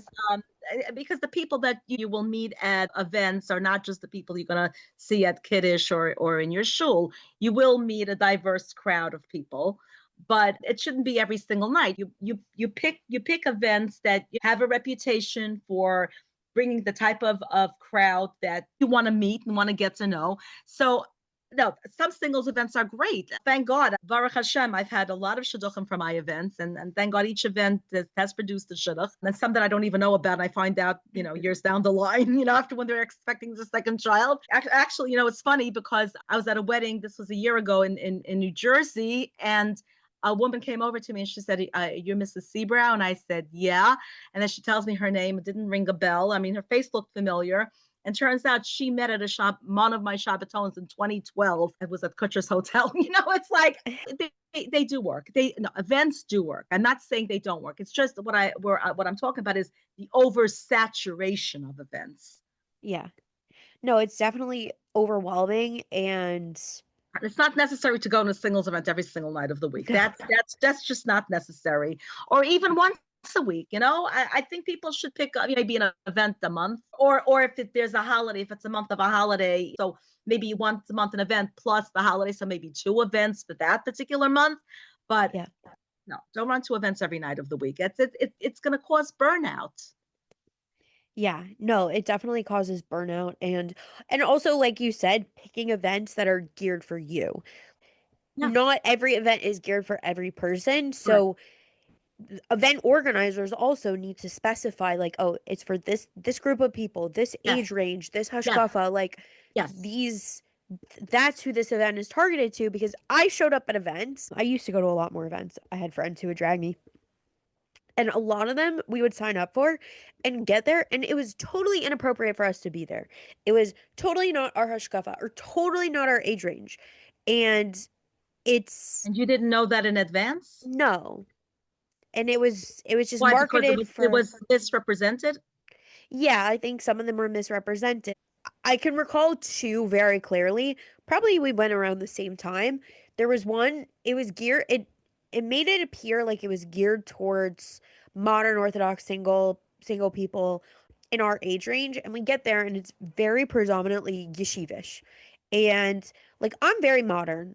I I would not match well with someone who is yeshivish. It's just not my Right. hashkafa. Right. It's Matryoshka, absolutely. Yeah. it's not my background. It's not anything we can connect on. Like it's just totally different lives. And we found we were talking to like these people. Well, these like guys were like trying to talk to us and we're like, we just like don't belong here. We just felt very uncomfortable. And there were shadchans there and we were talking to them and we could tell when we were talking to them, they're not interested in working with us. Like Um, we are not in their range of people that they work with.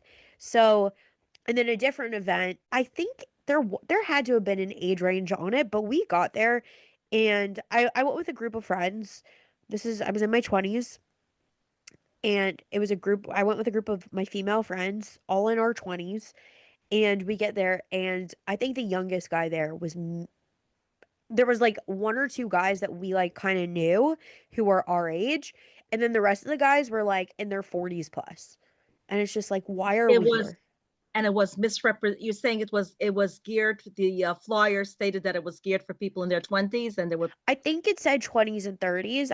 This was a few years ago, so I'm not Yeah. I could be remembering incorrectly. That could happen in defense of the matchman. Yeah. I always try to give people the benefit of the doubt. Yes, it could be that the person misrepresented because not every, you and I both know not everyone is honest, and in Yeah. every profession you have people that are dishonest. Or it could be that people lied, and maybe it.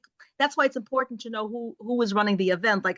Who is vetting the organizer, meaning Yeah. a newbie organizer. That's the problem with people who are new to the scene and they're running events is that they don't know the singles.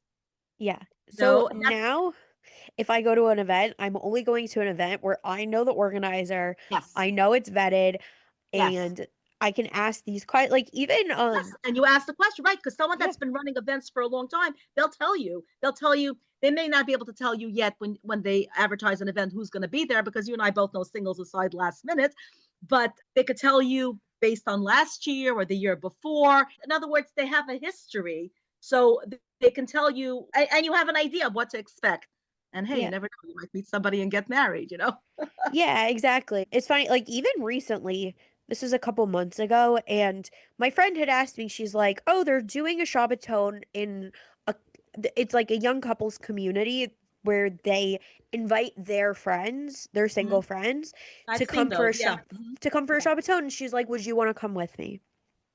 And I was already hesitant because I had like gone on like I think I had just gone on like a second date with someone and I'm like I don't I don't feel comfortable signing up before I like if I'm still dating this person when this time comes around, I definitely am not comfortable like going on a single Shabbaton. So I was already hesitant, but then I was like I'm very wary of these Shabbatones and I'm in my early 30s. So I think that the Shabbaton was geared towards 30s and 40s. And I'm very, very Oh, wary of 30s and 40s events in general. oh, Like, sure. no offense to anyone, but like, I'm 32. I'm at the way low end of the age Yeah, range. yeah, And yeah. quite frankly, I'm not interested in dating someone in their late 30s plus.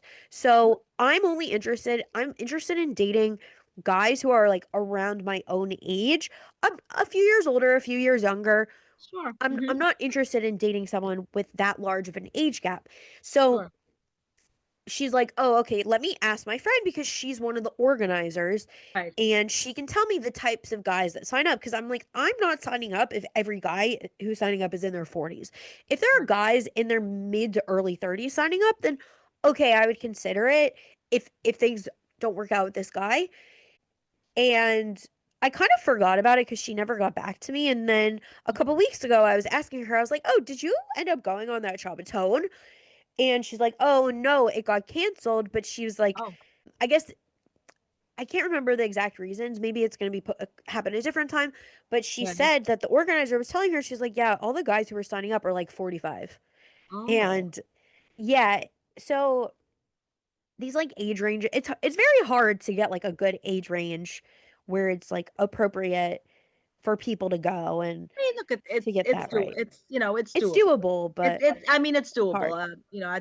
I don't mean to do any advertising, Yeah. but I'm actually doing a pre-Purim event, which is only for 20s and 30s and 24 to 38. And actually last year, a couple got married from that event. And Oh every wow. year, do it in the city at Fifth Avenue Rooftop Bar. I mean, it's called Fifth Avenue Rooftop Bar, but it's indoors. So I'm doing that February 26th. And that's known. Okay. It's a yearly event, and people know, and they come and they have a good time. And it's really for people who are young and within that age range. And Yeah. there's security there, so it's not like somebody can sneak in who doesn't belong. Yeah. Because that's I sometimes, would by the way, that happens. You should know that Oh happens with really? events. There are people sneaking in and jumping fences, especially in the Oh summer gosh. with barbecue events. The organizer, the best of intentions, they're people who sneak in on the outside. If you do an event outside, someone can sneak in, jump fences. I'm telling you, I've run events in neighbors' homes, and Wow. their security cameras showed somebody jumped the fence and they didn't. Oh my gosh. Not only sometimes it's because they want to beat the $36 entrance fee, and sometimes it's because they know they wouldn't be accepted otherwise, so they try to sneak in. Oh But my gosh. anything that's indoors where there's security, you have control. If someone is there and shouldn't be there, if they don't leave, well, there's always a Yeah. bouncer to help you out. No, it's good and that's great. Honestly, someone who would go that far, like any shotgun should be wary of working with them and anyone should be wary of Oh, dating them. absolutely. And I tell them, like, what are you doing? When I catch them thinking, and it's like, what are you doing? Yeah. Are you impressing me right now that I'm gonna think of a good shidduch for you? What did you just do No. right now? Blacklist immediately. Yeah, No. what did you just do? You just shot yourself in the leg. Yeah. No, 100%. So I think one of our last topics I wanted to discuss with you was I know you work as a dating coach, and it's funny because I'll preface this. As many of my podcast listeners know, like a few years ago, I really wanted to be a dating coach. I saw it from talking to all different types of people, whether on the podcast or outside of the podcast, because people know I do the podcast. I just saw ways that people need help in how they behave. And even in my own dating experiences, it's like the my first client was actually supposed to be a guy who I was supposed to go out with, who royally like messed it up that I would not go out with him. Um Turns out I think he just wanted me to be his coach so he could have another chance with me and whatever. I think he's married. What Oh my god. it was like it was a disaster. Yeah, It sounds like it. the whole thing was a disaster. And after that, I was like, I just don't think I have the mental energy for this. But in looking into being a dating coach, because I thought, like, okay, I have all these opinions. I want to actually try to help people. I was looking to help guys because I date guys. So I know where certain guys are flawed and like, okay, some guys are just not good guys. They're weird. There's something they're off. Okay, you can't certain things you cannot fix. But certain other things I found like they just didn't know dating etiquette.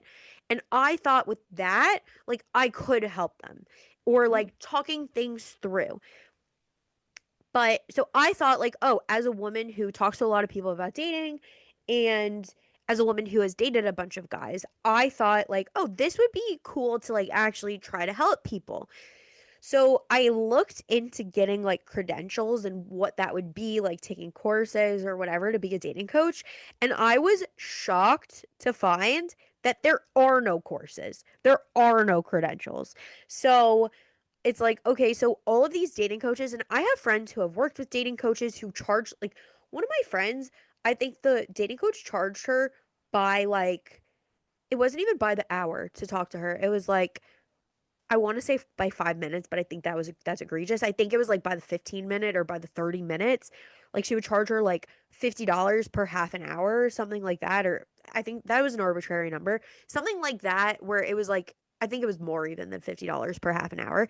And these dating coaches are charging, and there's literally like no credentials these days that anyone could just be a dating coach.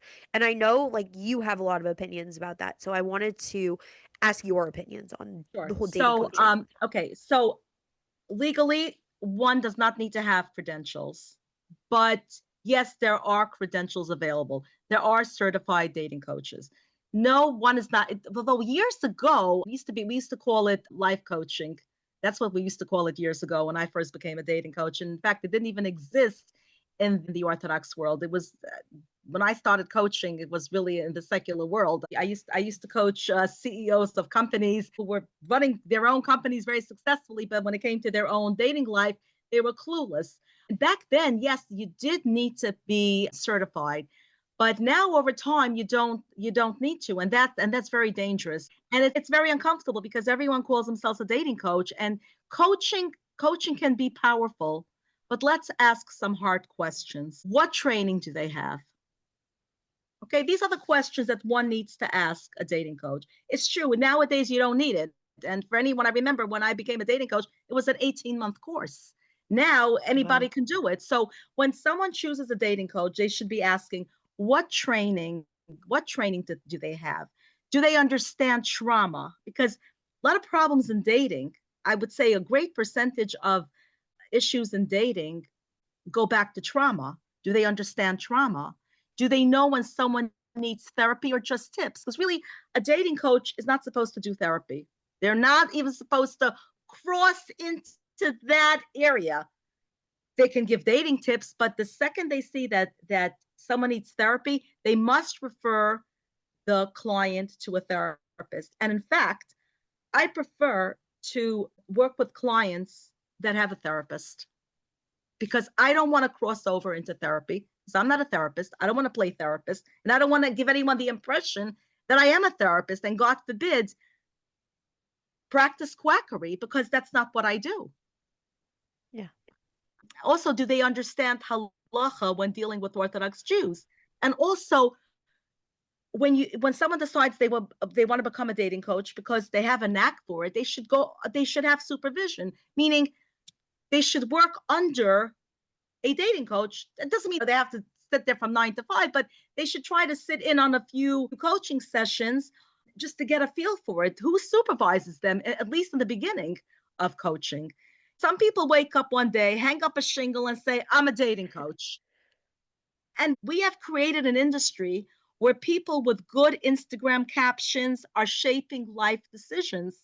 And that's terrifying. So while advice is powerful, mishandled advice is dangerous. Yeah. I totally agree. It's scary. It is. It's very, very scary. Everyone is a dating coach. People who have been single for a long time, and some are very good. I want you to know that some dating coaches who have no certification are very, very good, but they have to know what they're doing. And what if they come across, a situation where do they do they do they understand that this is the time to say no? Okay, this belongs to therapy. There's a very fine line between coaching and therapy, which is why I'm not a therapist. I have no training in therapy. Yes, a coach, yes, but not a therapist. So I prefer that my clients have a therapist. Yeah.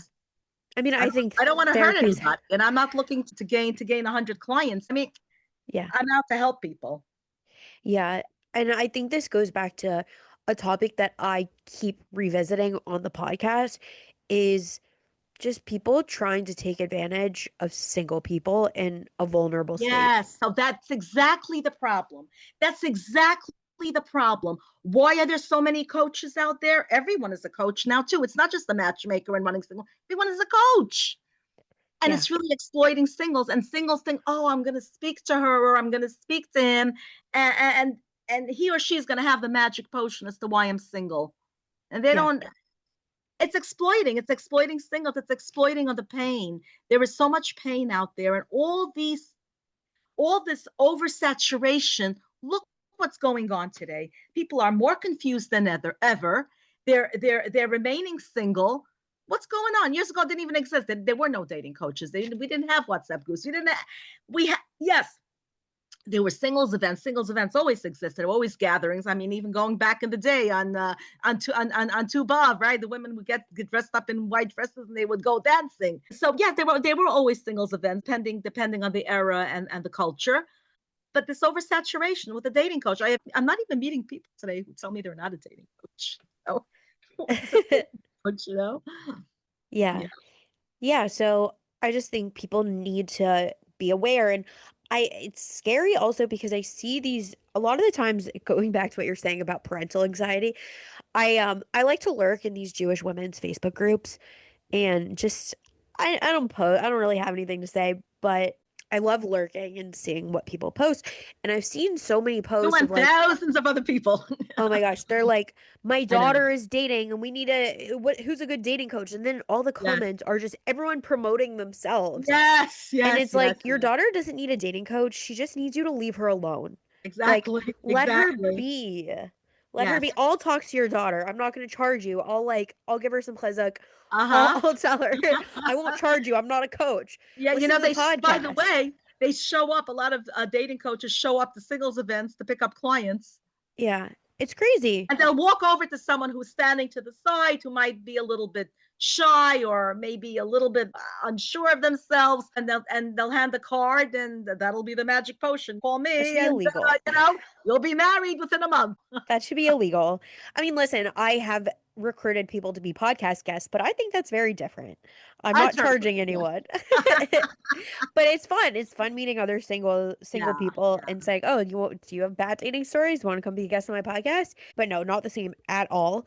But yeah, no, that's bad. That's crazy. And I think some people really do need a little bit of coaching for Oh yeah. Oh certain yeah. Look, things, absolutely, absolutely. There are people but who benefit tremendously from coaching. Absolutely, 100%. Particularly people who are new to the dating world because they just started as a single person, or maybe they're second time around, divorced, widowed, whatever the case may be. And some people they don't really, they're going in the wrong, they're looking for love in all the wrong places, so to yeah. speak. And so they're not really sure what they're doing. They're doing it all wrong. So yes, there are people who benefit from a dating coach tremendously. And then I've seen people get harmed from Yeah. dating coaches, seriously harmed. Yeah. So everyone be wary. Be wary Yes, of dating yes. coaches. If anyone would like to have a conversation with me, send me a DM. I'll tell you if you need a coach or not. But yeah, so Sure. I thought it would be really fun because she's a columnist in the Five Towns Jewish Times where people write in dating advice questions. So I thought it would be really fun for Bela to read one of her favorite like questions and we can discuss her response or we can just discuss it. So I just thought that would be like a cool thing to do. So Sure. So actually, before I'm going to read an actual question because they're very long, I want to tell you one funny story, which was in my column, and then we'll read one too because okay. they're very long. So one of the things that people say after they read my column, say, "Oh, are those real questions? Was it made up?" So I get where people are coming from. No, but they have to be real. They have to be real for many reasons. For legal reasons, they have to be real questions. But I Yeah. had a funny thing that happened. One of my funny things that happened, and I'm going to share that. So this happened. This happened a couple of years ago. Man wrote to me. He's in his 30s. He's a lawyer, and he's dating. He has a dog, and he's dating this young lady. He wants to marry her, but she will not marry him. In other words, she told him it's either me or the dog. And he wrote to me. And he wrote to me what he should do about it. You should know that after the article was published, everyone said, "You're making it up. There's no way. Nobody would write like that, blah, blah, blah." Anyway, that week, I was at a particular shear that I go to. And a woman comes over to me, a woman I had never seen before in my life. And she says, "Are you Bailasebrow?" And I said, "Yeah." And she said, "I was told I could find you here." I'm like, "Oh, that's nice." People know where they could find me. Well, that's really safe. And then she says to me, "How do you know what happened to me before I married my husband?" And I'm looking at this woman, and she looked to be like in her 60s. So I said, "When did you get married?" She goes, "Oh, over 40 years ago." So I said to her, I wasn't doing any columns 40 years ago, and I don't know you. And so it seems she told me her story. So she's currently married to a doctor for whatever 40 years or whatever it is. And she had dated a lawyer that had a dog, and she asked him to choose her or the dog. And she believed that I knew her story and wrote about her. Oh my gosh. Yeah, actually, he That's chose the crazy. dog and not her. But I thought that was hysterical. But That's so funny. about 2 weeks ago, people have been sharing with me this dating dictum about date the person until you hate them. So it's a thing amongst matchmakers and dating called date them until you hate them. Yeah. So the phrase date the person until you hate them may sound edgy, modern, even comforting to people who are exhausted by the pressure of shidduch decisions. But beneath its catchy surface lies a deeply troubling shift in how we think about dating discernment and emotional health. And I'm very much against dating the person until you hate them. It's become a thing, Yeah. but and I wrote about that in my column. This was 2 weeks ago. It's just wrong. It's wrong. You're putting yourself in a situation where you're starting to resent the person, and that's not what dating is all about. Yeah. Um, this past week, I had a question from a mother, and she wrote to me, "This story first happened when my daughter was a newbie at Shidduchim. She had come home from her third date with a nice boy, and she was smiling. She didn't talk about fireworks, but she was calm and comfortable. I asked her how she felt about him, and she said, 'He's good. I feel like myself around him.'" That's one of the things that I talked about before, feeling Yeah. yourself around. And anyway, and she continues writing, "That night, someone who knew my daughter was dating this boy called her up and scared her about something she had heard. The next day, the shadchan followed up about the date to find out how things are going, and we told her she's not going to continue going out with him. Months later, she ran into him at a vart. My husband and I were there too. The boy looked the same. He even acted warmly towards all of us. My daughter realized that nothing about the last dates had changed anything about him or how she felt about him. The only thing that changed were the naysayers around her. We looked into the shidduch again and only heard good things about him. Everything the person on the phone said was pure lashon hara. How can we go about revisiting this shidduch? My husband was considering going over to him at the Vart, but my daughter said it would be too embarrassing. What advice can you give us? Oh So wow. this was a case where this young lady was dating a guy. Everything was going well. She felt good around him. She felt like herself around him, which is exactly what I always tell people they should be feeling. But somebody called her and they said they heard something, and boom, the shidduch was off. And they happened to run into this guy, and they realized at that Vard, the young lady realized that the Vard is, wait a second, it's not true. And then they looked into him again. It's not true. That's what I mean. People do ruin shidduchim. Yeah. You They listen to do. advice. And sometimes, by the way, sometimes it's people who think they're doing the right thing, do-gooders, and then there's people who are jealous. Yeah. I know of a case, and I know this case inside and out, where these two girls were roommates. Okay, they were roommates, and one of them was dating a guy. Her roommate liked him. She convinced a friend to break up with him. He's this, he's that, he's a player, he's this. As soon as her roommate broke up with him, she started dating him and ultimately married him. And I Oh know my this. I gosh. know these players. I know them very well. So go listen to advice. Go listen That's to what people say. I mean, it's mind-boggling, and that's what I was touching upon earlier when I said it's destructive, when I said it's dangerous. I said lashon hara. People come up with things because they want the shidduch for themselves, yeah. and people will do all sorts of things. They will make up stories that never even happened because they want Yeah. the shidduch for themselves. Yeah, I think it is important, I think, to listen to other people's advice, but it has to be from someone you trust, But and you it don't know. has to That's the be, problem. You don't know. If your roommate who you're living with, you're sharing an yeah. apartment with, you're sharing food with, right? Who takes care of you when you're sick, tells you, oh, he's a player, he's not going to marry you, and you break up with that person, and she breaks up with that person only for you to go out and date him. Well, then how do you know who to trust? It's a problem. It's Yeah. very scary. It's very, Yeah. very scary. I was going to say also, if someone does tell you something, kind of like a medical thing, like if a doctor tells you something crazy, you're going to go for a second opinion. So if somebody's Ah, telling you right, something about a person, chances are like other people, if it's true, other people know. And like any situation that I've had with someone that's bad, there've been multiple people who will say the same thing about that person. It's very rare that like only one person has this like crazy bad opinion right, of someone for a reason right, that like other right, people don't know. right. Because So, history repeats itself. exactly. A bad person is always a repeat offender. Yeah, exactly. And I've had it in my own situations, not even like, oh, this person is such a bad person, but like I've dated a guy, I didn't love the way he treated me. And then I've talked to other women, it's come up that like I went out with him like years ago, Yes. and they've all had similar experiences Yeah, with him. yeah, And again, exactly.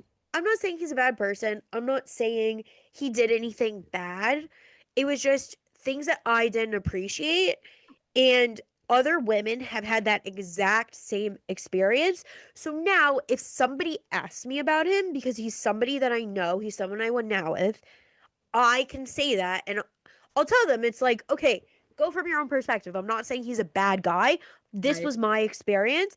Yeah. I've heard from other people that they've had similar experiences. Maybe he's changed, but just go in with this knowledge. Right. Right. Absolutely. Absolutely. Yeah. If someone's bad though, like I have been asked about people. Like I said, I do know a lot of people, whether from dating them, knowing them around the community, or from the podcast and other communities that the podcast has kind of brought me into. I had someone ask me about a guy who I know by like association, and he was a podcast guest, and I I didn't have the most positive things to say about him. I had never dated him. I know people who have who did not have great experiences. So when I was asked about him, I told this girl my opinion, but I also made sure to say like, "Hey, I didn't go out with him. This is just the vibe I got." And like, my friends who did go out with him didn't have a great experience. Do with that information what you will, Right. but these are strictly my opinions. I hear that. Sure. So, Sure. Yeah. but it's very hard. Like the jealousy, Oh, the yeah. sabotage, Yeah. like Yeah. It people are happens all the nuts. time. It happens all the time. It's hard. Singles are dealing with a lot. It's very now they have to discern if they hear something, they have to discern, is this coming from a reliable source or is it coming from a place of jealousy? It's terrible because what if it's from a friend? It's hard to admit that, oh, my friend doesn't have my best interest in heart. Yeah, It's a lot. It's a lot. Singles have people who are single have a lot to deal with. There's a lot on their plate. In addition to all the other nonsense that goes on, my heart goes out to singles, which is why I don't just consider myself a matchmaker. I consider myself an advocate for singles too. yeah, I just it hurts me. It hurts me to see what's happening and to see people exploiting other people for whether it's ego or money or whatever it is. There's so much that goes on. Even with singles events, I always used to joke that the politics that go on among singles events organizers would put Washington D.C. to shame. It there's so much else that goes on. It would take two other podcasts just to talk about it. yeah, There's a lot that goes on. yeah. So in this case, I know your response was probably very long, so I don't know if you want to just like summarize like what advice you gave to the So yeah, parents. so to summarize, what the advice I gave was I responded that revisiting a shidduch is not a right; it's a privilege. He Yeah. could say no, and to get a third party involved, preferably because there was a shadchan. She mentions there was a matchmaker. to speak to the original matchmaker, if possible, if that person's still around and is able to do it, and pretty much to make a pact with the young lady, and make a pact with herself. She will never listen to outside commentary. I mean, that's the gist of it. I mean, I went into a lot of Yeah. details, both from a psychological perspective and a local, whatever, because there was a very long response. But the thing is that this happens a lot. This happens a lot, and it what I was impressing upon the mother who wrote to me is that not to listen, and to make sure that her daughter, or at least to convey to the daughter, not to listen to any outside commentaries anymore, because in this case it turned out that it was wrong. Whatever the person told her wasn't even accurate, because when they ran into him at the Vart and then they did further research, they discovered that what they heard was not even true. Wow. And how many Yeah. shidduchim fall apart for the wrong reasons? And how many Yeah. shidduchim happen because somebody withheld important information? Let's talk Yeah. about that too. That's a big problem. Exactly. They Yeah. don't want to talk. People. People don't want to talk lashon hara, and somebody falls in very, very badly. Yeah. Yeah, I mean, I've seen it firsthand. I've had friends who end up in very bad situations because the references that the references and the shotgun and everyone had only positive things to say, and there was something really, really wrong. And sometimes, in defense of these people, they didn't know, Yeah, which is why I don't call the names on the references. yeah. And on the other hand, they could ruin a shidduch too. I know of cases where they called a reference and the reference said, no, I think you would be better for my daughter. That they told the guy. Oh, I know. wow. Yeah, yeah, yeah. People That's do that too. crazy. So there is so much that goes on that's crazy, that's not right. But you know what? I like to believe that ultimately God is in charge. And in fact, one of the things that I mentioned in the article is I had heard in a shir once of a man that went to a rabbi crying that the downstairs neighbor is ruining his daughter's shidduchim. That No. everyone asks the downstairs neighbor, and he's saying horrible things. And the rabbi closed his eyes, deep in thought, and he said, "You know what? Your daughter's bashert is not going to ask the downstairs neighbor. Your daughter's bashert is going to ask a different neighbor." And so it was. No thanks to the downstairs neighbor, the daughter did get married. Wow. Marriage is decreed in heaven. Yeah. And I would like to believe that people, at the end of the day, Hashem steps in and doesn't allow, thwarts the evil plans of people who mean to do bad. I'm not talking about people who they do things that are silly and whatever without thinking. There are people Yeah. who will deliberately do evil things. Yeah. And Hashem steps in, and that's we're going to be celebrating Purim soon. So we see that Hashem does step in and thwarts the plans of evil in His own time. Of course, we don't control Yeah. God's calendar or clock. Yeah. So, do you know if the couple ended up dating again?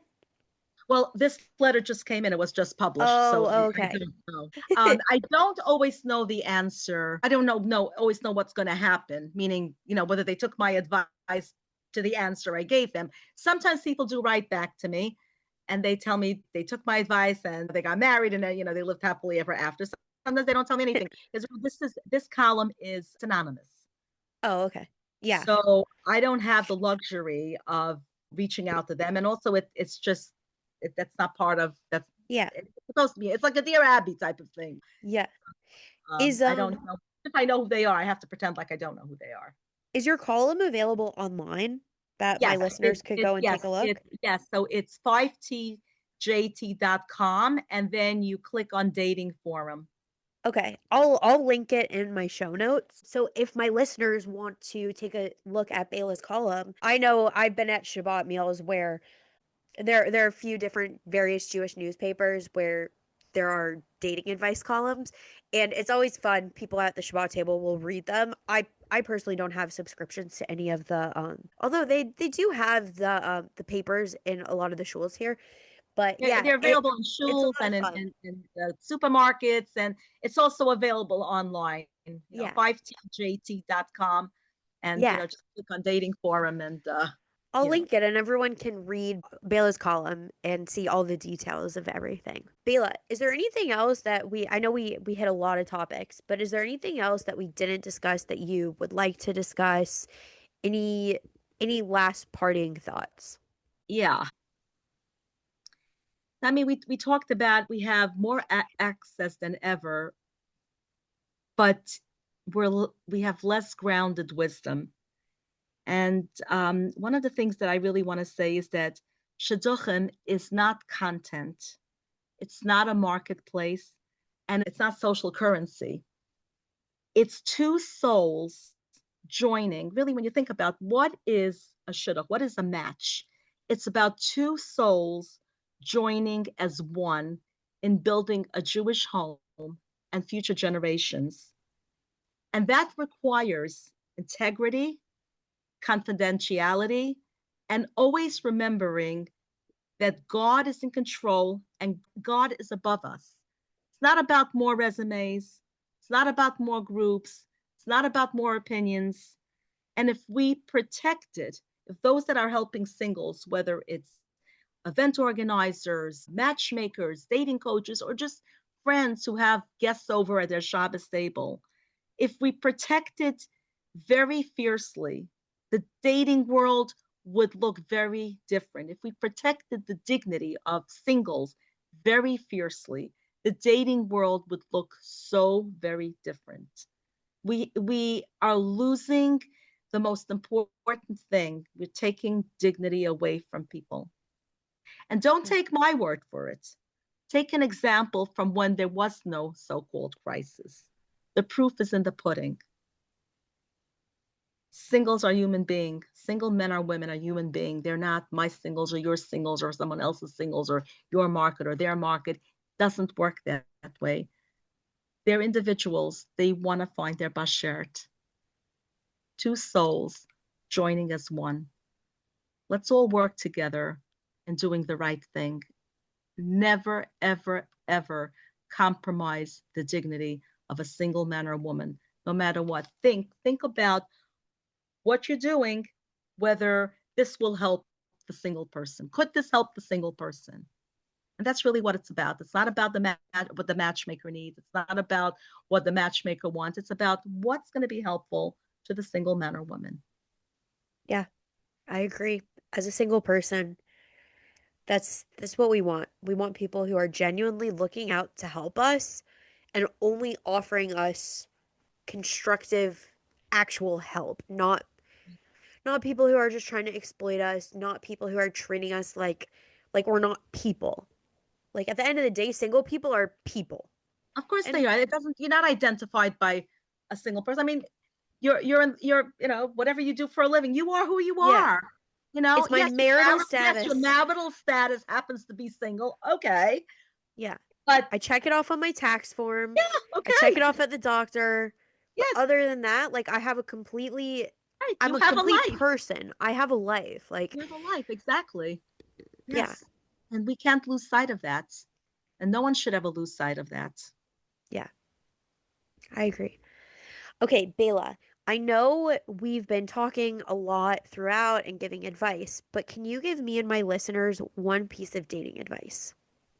So the advice that I give people is to try to go back to dating the way it was with what we have and not go along with the times of today. Meaning, we can't help the resumes, we can't help the pictures, we can't help that. But if we can try to separate ourselves a little bit from that and look and take a chance and go out with a person, accept a suggestion from somebody that you know. If you know a person who's a matchmaker or a friend or whatever, just someone in the community, you trust that person, go on a date. You never know. You just never know what could happen. Don't just go by the resume. You just don't know. And you'll be surprised. Years ago when we didn't have resumes, people just went on dates. They went on a blind date. It worked, it didn't work, and we all had a good time. Came back. If it wasn't a good date, no problem. Wasn't a good date. But we took that chance. Don't always look at hashkafa. It's okay if you're modern Orthodox and someone is suggesting a person who might be a little bit more to the right or maybe more modern than you. That's okay. You never know. You never know how it could work. You just don't know. Don't judge a book by its cover because you just don't know. My husband, of blessed memory, and I, we came from completely different hashkafos. Totally, we came from different. We didn't have resumes back then. I went to a Beis Yaakov type of school, and my husband came from a modern Orthodox, young Israel type of background. And but we had so much in common. We would finish not just each other's sentences, but each other's thoughts. And we used to joke that had there been resumes, no matchmaker in their sane mind would have thought to introduce us to one another. Wow. But we didn't know. We didn't know, and we had such compatibility. Yeah. And I wish Yeah. people would do that today with what they have. I wish people would do that and put an end to this crisis. And I wish every single man or woman to meet their bashert very Amen. soon. Amen. And then Bela, last but not least, do you have a tagline? Oh, yes, yes. And I was thinking about it. You told me about it. I guess what I would have to say, just going back with everything that my whole life in matchmaking is, I would say my tagline would be, I don't just make matches, I make history. I love it. It's great. Bela, this has been so much fun. Thank you so much. This was such a great conversation. I really appreciate it, and I know my listeners are going to enjoy a lot. I appreciate it. I appreciate the opportunity. Of course. Thank you so much. And Sticky Situation Nation, you'll catch me next time. Bye, everybody.